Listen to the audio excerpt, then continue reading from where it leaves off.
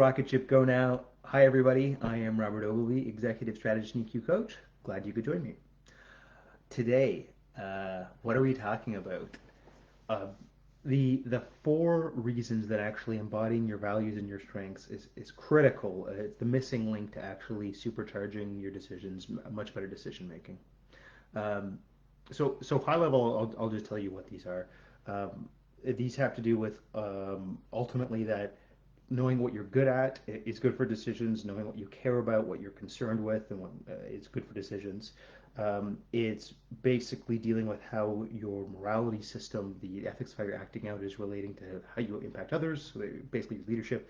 And lastly, why intrinsic motivation is the cornerstone of your drive.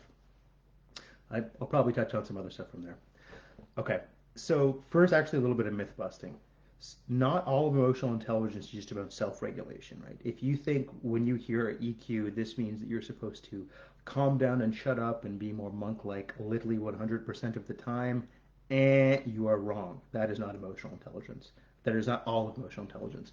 A lot of it is also not just in the moment how you're more aware of emotions, yours and others, and how that's affecting things, how to tactically use that, but boosting your motivation, boosting your sources of drive, making you more resilient to day-to-day stressors, and charging you up. And not in some fake kind of rah rah rah. I get this kind of thing with Gary Vee and other people, like they have to have this like cult like jamboree at the start of the day, or in some overly soft and kind of meek, kind of Stuart Smalley, like I'm good enough, I'm smart enough, and doggone it, people like me, or something like that. No, it's much more than that. So us just dig into what these are. You may have mentioned some of these systems before, but um, basically there's different systems to help you figure out what your values are, what your strengths are. There's actually a few different value systems, right? So one is called Schwartz values, and that deals with 12, and they're arranged in a circle, this circumplex. But looking at the pattern of what yours are helps you understand what you care about. Now the qualitative of the gestalt around that is something that's going to feel more specific to you in the kind of the stories, the goals, the impacts you're after. But the commonality of which of these 12 and kind of how high or low they are, now we can talk apples to apples, right? Same thing when we're talking about character strengths, right? It's the same 24 character strength. The real difference is the rank order of them. So actually behind the scenes of the character strength, you have a score from 1 to 5 and to 2 decimal points, right? So when you get the 3-page report, it doesn't list that, right? But you could actually very precisely behind the scenes say, well, great, is my bravery, 4.2 or 3.1 or 1.4. I'm remembering one particular friend, and when I looked at his stats on the back end, um, a bunch of them were in like a zero point 0.1 range of each other, right? So maybe the top third of his strengths were all very high, right? So they weren't very differentiated. The point being, they were all big sources of drive for him. This is the first thing. Values are help signaling us to what we care about, and in that way, conduct-wise, kind of how we want to operate or how we want to see things proceed, right? In the Schwartz values end of things, I'm very into self-directed thought, self-directed actions. I would be like in the mage and the mage and the warrior quadrant, right? So it's a lot of kind of ideas and initiative and wanting that freedom and that space to play, right? So you can see that means I tend to rub against people which are very much on the opposite kind of king queen quadrant, which is all around kind of conservation and protection, right? But that's really just an expression of my values. I know that I need these people, right? In fact, some of my best colleagues that I'm collaborating with now embody that because you know what? Bobby can sometimes be so initiative taking that he's shooting from the hip, and sometimes it's really good to have someone a bit more steady and thorough around you, right? That actually then on a team level comes into, we need diversity in teams. First for diversity of skills, but second actually for diversity of like perspective, right? And that diversity of perspective is basically what inoculates us against groupthink. And this is actually more and more of an issue as we're dealing with bigger, like basically more complex group environments and more complex challenges. We need to not fall into groupthink, not fall into like myopic linear thinking, and diversity of values is a critical way to do that. Okay. Other obvious thing, if you know what you're good at in a skill sense, in an academic sense, and these are my strength sense, it's pretty obvious that that's going to be something you want to weave into your life. If there was something you were bad at, it would be like odd and counterproductive. I'm not very good at playing the guitar, right? I've never been interested in it, right? But you could see how it would cause a lot of suffering to myself and others if I somehow wanted to be playing the guitar a lot and continued to not be so good at it, or even deludedly thought I could make a living at it, or whatever, right? You don't want Bobby doing your accounting. Let me tell you that, right?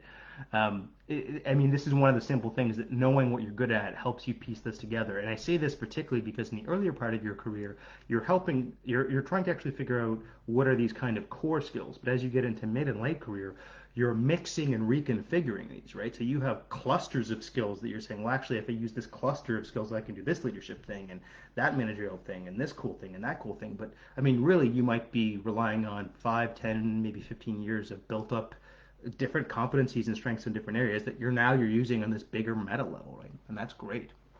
Um, okay, so that naturally brings us to the next point, which is that um, your values and particularly I would say the ethics you're acting out is then impacting how others are seeing you and frankly how good of a leader you are, right? Um, so actually, there's another point I should make before this. Cognitive systems versus behavioral systems, assessment systems, right? There's lots of different things we can assess. The ones that are more on the behavioral side tend to be better at straight up prediction, but frankly, they are not understanding more about what's going on internally, emotionally, cognitively, motivationally, because they're basically just trying to make a good bet about what you're going to do. Big Five being the most famous, probably the most effective version of those.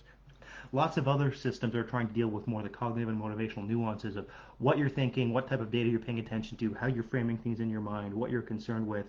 That's actually a much more subtle, intangible battle, which is why those tend to actually be far less predictive.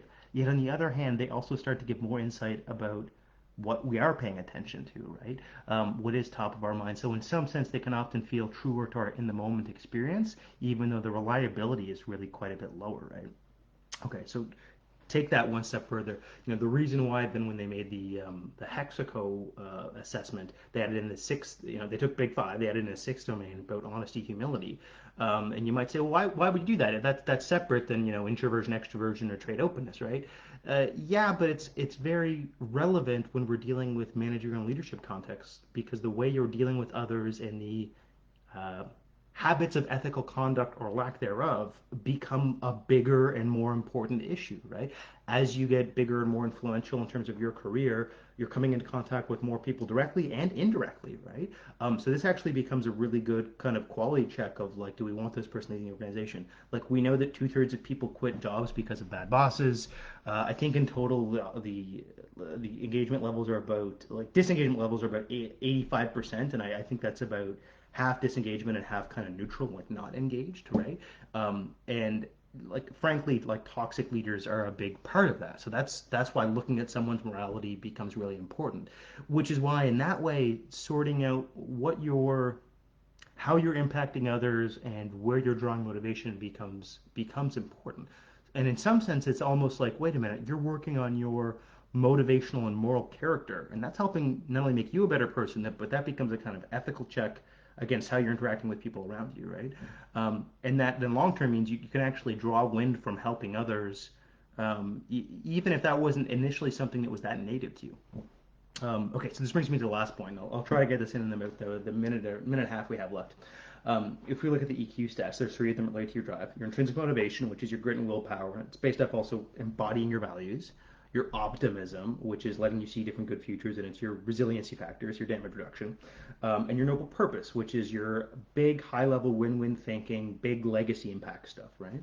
Um, but it is just that it's like this kind of scaling kind of scope issue, and so the point being, if you had the second and third, if you had the optimism and the noble purpose but you didn't have intrinsic motivation, it would almost be like you want to be swept up in some big idea or some even cult-like kind of energy around you, but you don't want to embody a will of your own. It really needs to start with the intrinsic motivation because these are the root questions about, in a lived embodied sense, what are you feeling and what do you want to act out? What do you want to willfully do and bring into the world? What do you want to intend into the world, right? And that becomes a good basis for the kind of good futures and optimistic things you can see ahead and the kind of big win-win, big impact stuff you want to get into. This is a deeper question, but all of this to say that The more you can understand your values and strengths, the more this helps energize you and actually drive better and even faster decisions and help you interface with the right people around you. Wish I could go on forever, but that's for another video. I'll see you guys next time.